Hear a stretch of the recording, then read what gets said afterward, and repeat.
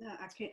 There was a passage in the book that I was looking for, because I read it on my computer, so I couldn't highlight it. But and it was in the section where you were talking about marriage, and there was a phrase that you used, and I swear I wanted to highlight it because I was reading it and drinking my coffee, and I almost threw my coffee. And I love coffee, so if I'm throwing coffee away, I was still in coffee. it was practical something of, oh God, I wish I could remember what it was. But it summarized what I had been thinking about the construct of marriage. I'm not against marriage, just like you. I'm not against marriage. If that works for you, do that, because I want everybody to do what makes them happy. Exactly. But I've been in a relationship, a monogamous relationship, for 7 years, and well, actually longer than that, a lot longer than that. Whoop, good night. Anyway, but the whole time I'm like, this is not really what I'm thinking is supposed to, well, this is not what I was banking on. This is not the path I thought it was supposed to go. I thought that, now to be completely transparent, not married. We've been together almost 14 years, living together almost 10 years. And we have had numerous conversations, and never did the conversation go in the route that I thought the conversation was going to go, because I was looking for something specific, and it never went that route. It always went some other route where there was something else that I was going to have to leave behind me in order to move forward. And I'm like, so tell me again how this is benefiting me?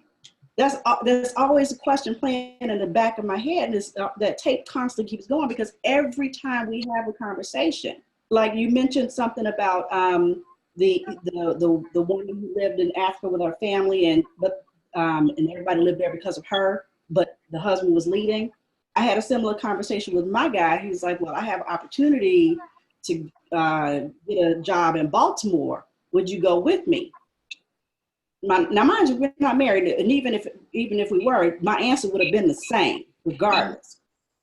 My answer to him was, when I told you that I had an opportunity to go to DC to get a job, you told me that I'd be going by myself. So you'll be going to Baltimore by yourself. How about that? You know what? And we had a massive argument behind that, because he never thought that I would say no to that. He just automatically assumed he had an opportunity to improve, and all I had to do was uproot everything I had, and follow his ass to Baltimore. Come on. Because the prize would have been, you were chosen. That's essentially what they're saying, especially to Black women.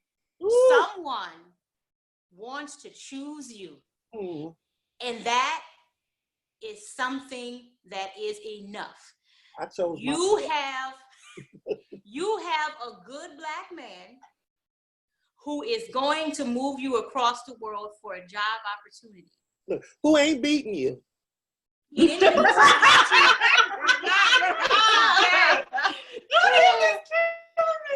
He don't beat you. He ain't cheating. He got a job. So you come home every night. All you gotta give up is your apartment, your everything, job, your friends, your routines, your fresh direct delivery. That's all you gotta give up.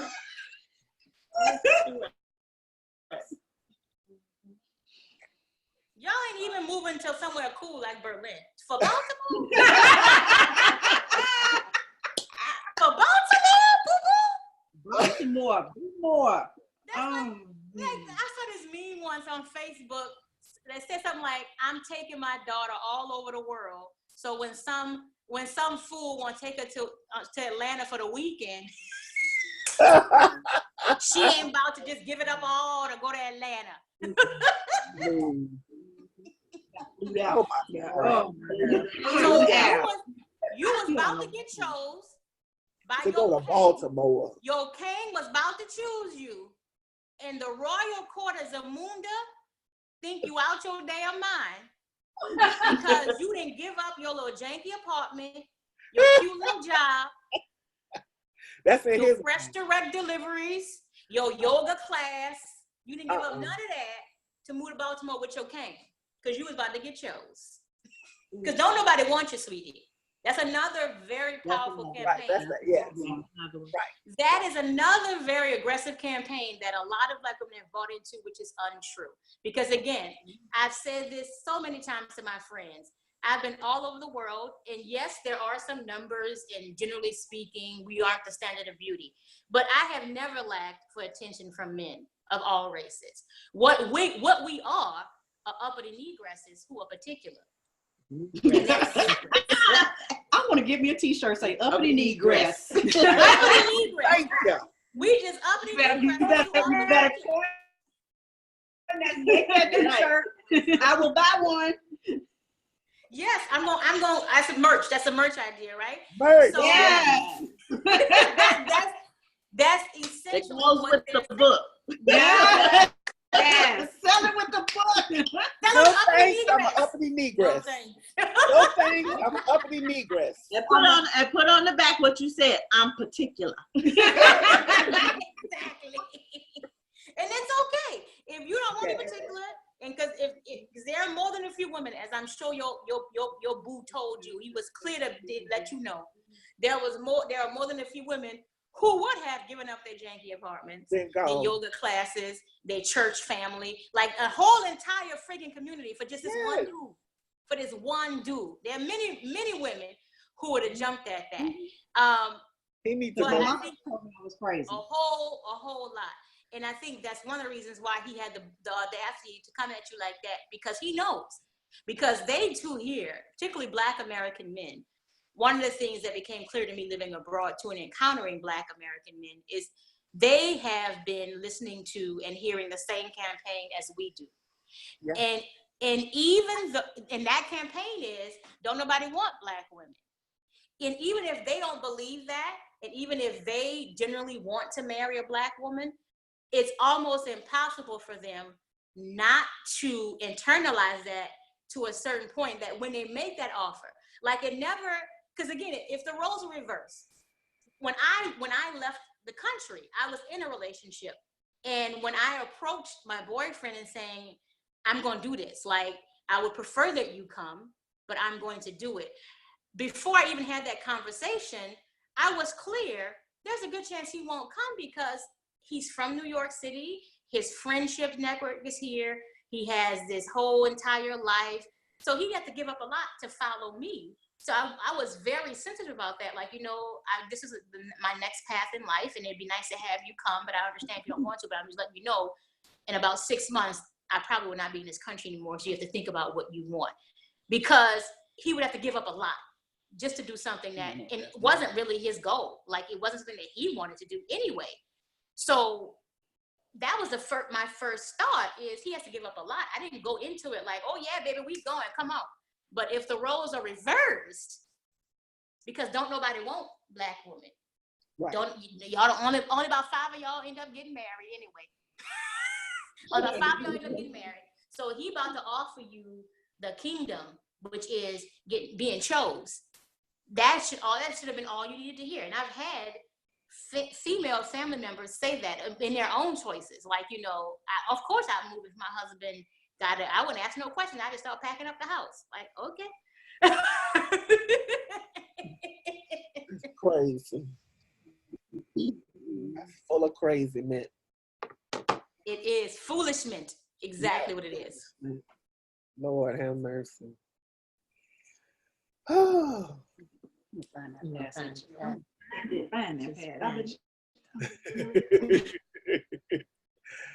What else, anything else, Red? I see you in the book down there. What else? Yeah, you're going through it like you're reading for quotes. You probably have to talk louder so the mic is over here. Your mic is off, so you have to speak louder for this mic. Can you hear me? Oh, I can hear you. You hear me? Yeah. Okay. It was funny that you were saying it, because this is my second marriage, and before we got married, my then guy wanted me to move to Maryland because he's a teacher. And he had a great opportunity to teach there. But I had, at the time, a child in college, an adult daughter, and a child in high school. And so, and I lived very comfortably on my own. And when I told him I was not going, he was just like, wait a minute, what? I said, I'm not going to sell my home, go move and help pay mortgage someplace else. And to this day, we will still have conflict that he will say, I gave this up for you. No, you did not. I never asked you to give it up for me. You know, you made the choice to stay because I was not going to follow you. But that conversation still comes up, but I did this for you. No, you did not. You know, you did not do that for me. So I feel like in my first marriage, I definitely gave up my identity. Yep. I definitely gave it up. And in this marriage, I made a very conscious choice. Good for you. Yes. You know, and if there is something that I do not want to do, I don't do it. And even if there is conflict, I would prefer the conflict instead of me just giving him everything about me. Because right now, my identity is I'm a stay-at-home mom. So my identity is pretty much wrapped up in my children, which is what I prefer, the choice that I made. And my only regret with my children is, and I tell my other kids this, I started very young and I never gave myself the opportunity to just be by myself.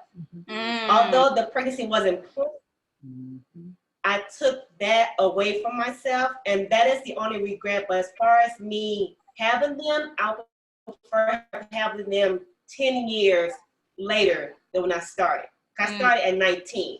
So I went from being in my mom's household to being someone's mom. Right. And that meant that a whole lot of stuff was cut out. Partying, I was someone's mom now. But for me personally, and you know, when I was reading your book, I was reading this, and if I can just be honest, I never heard this. You know, I know there were women who chose not to have children, not to be married, but that wasn't a negative thing to me. It was always their choice, you know. And as reading this book and I met Angela, she's probably one of two friends I have that have no children. But again, it was her choice. But to read that women are being shamed for that choice is something different. And I can tell sometimes when we all go out, we all have children, and sometimes our conversation goes towards our kids, you know, and then Angela would just sit back and she would listen, you know, and then we'll bring it back to just us women. But I did not know this was a huge thing that women were shamed for making that choice not to get married or to have kids. And I would actually challenge you to ask those two ladies what their experience has been, because what I've had people tell me that when I started speaking up about the experiences I had and how there is pushback. I've had people say, you know, oh well, I never thought it was weird, or I know plenty of women don't have it, so I'm surprised to hear. But I have yet to hear any Black woman who has chosen not to be married, especially chosen not to be a mother. I have yet to hear them say that this was news to them, that there was pressure. So I think what happens is, I think the lack of representation of us in of itself is a pushback. So when you have that environment, and then when you have people I no longer say they don't mean any harm. I say exactly what it is. People bullying you with these cutesy, because if I'm sorry, your name is Angela, right? With the purple shirt? Yes. If Angela were to tell that story at the barbecue or the cookout with her family, in a room full of Black people, the vast majority of them would chuckle. And they would say stuff like this: oh, you know how old people are. Oh, you know, we can be so extra, girl. Oh, that's so funny. They would treat it as if it was just a simple, like, you know how people, when we play spades, we get all emotional. Oh, you know, why you being so sensitive?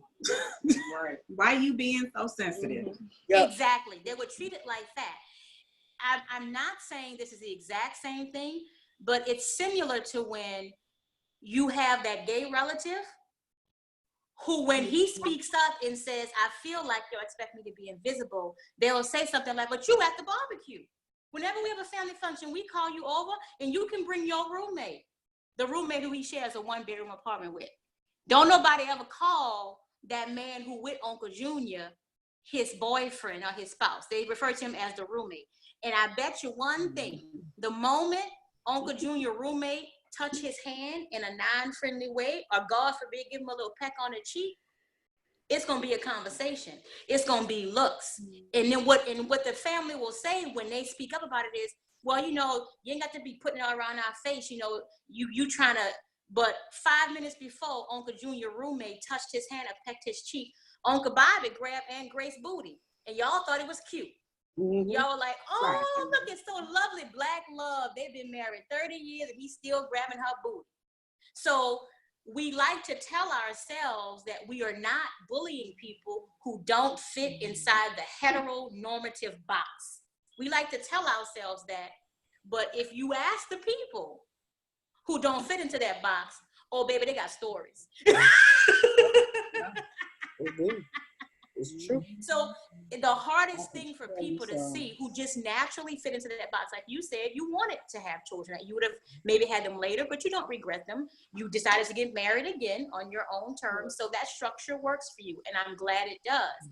But when your very presence is living outside of that box, you realize just how big that box is.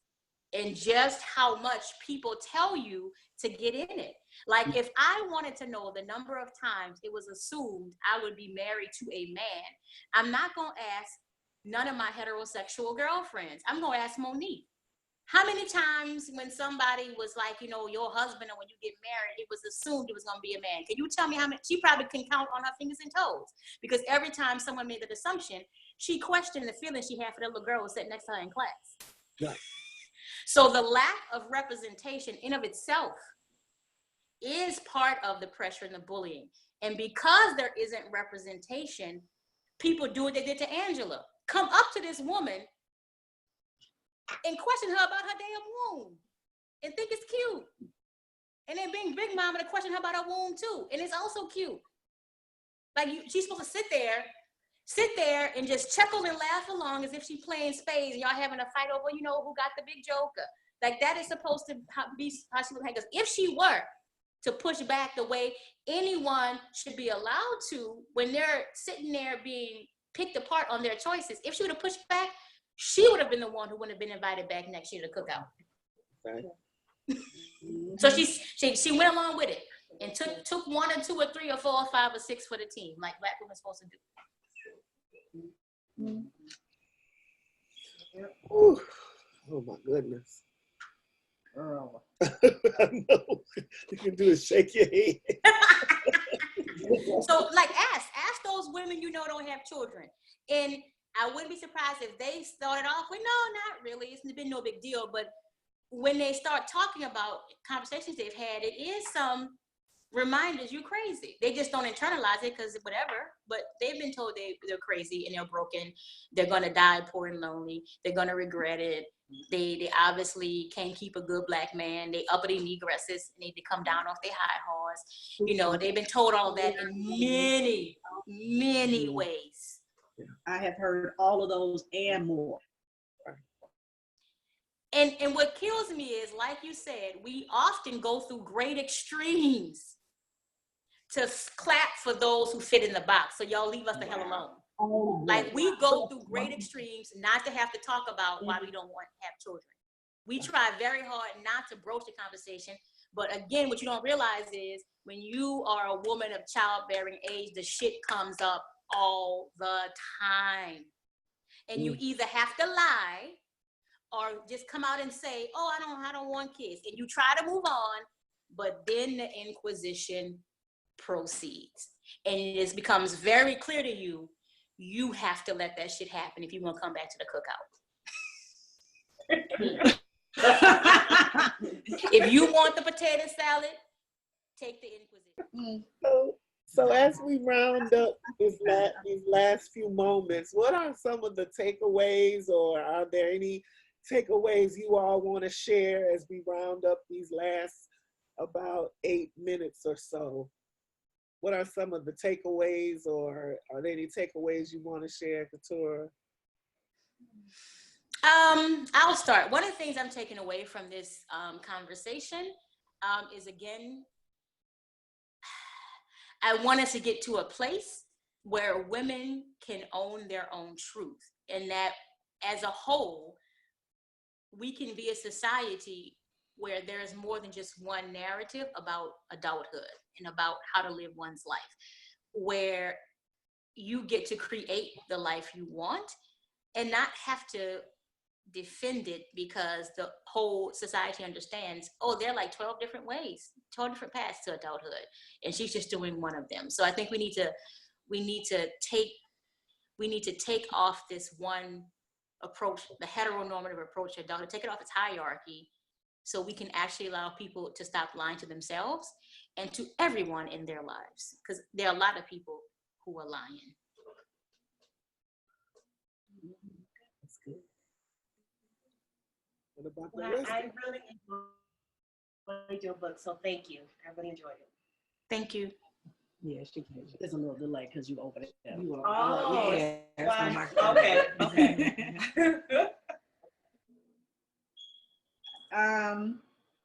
I can't wait to see the podcast. And if you are anywhere ever near the Chicagoland area and you're going to do something live, I need to know. Because when I say that this book, for the first time in my life, I felt normal, that is an understatement, if there ever was one.